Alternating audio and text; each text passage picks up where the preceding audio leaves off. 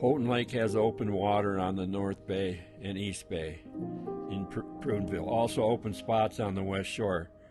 Report the south access is where to go, as there's 5 to 7 inches of good hard ice.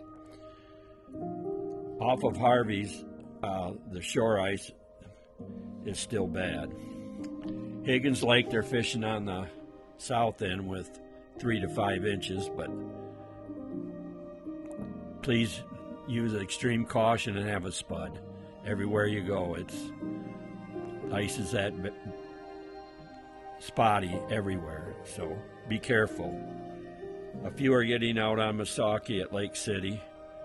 Went by Cadillac and Mitchell tonight, and they have ice, and there's quite a few fishermen on the ice tonight. Report from Long Lake by Traverse City, a few guys are getting out of there, and some guys are fishing the south end of Charlevoix. There's a couple spots there they're getting out on. Otsego Lake at Gaylord is open, as they had to rescue a guy, and they used airboats, and they kind of broke the ice up, so it's open water there. Burnt Mullet and Black had open water, and some of the spots froze last night. Few are getting out, not many are trying, but it's still dangerous, and use extreme caution and a spud. Brevoort, Indian Lake, and Manistee Lake have fair ice, and quite a few people are going up there. Beatty Knock is dangerous, and they just rescued another guy off of there.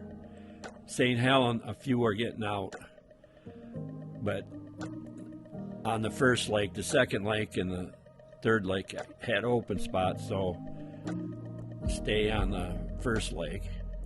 And Bear Lake between Kalkaska and Grayling has good ice, and a lot of people there, so somebody said the parking lot was full the other day. So I'll be around tomorrow checking everything, so we'll keep you updated. Baitman out.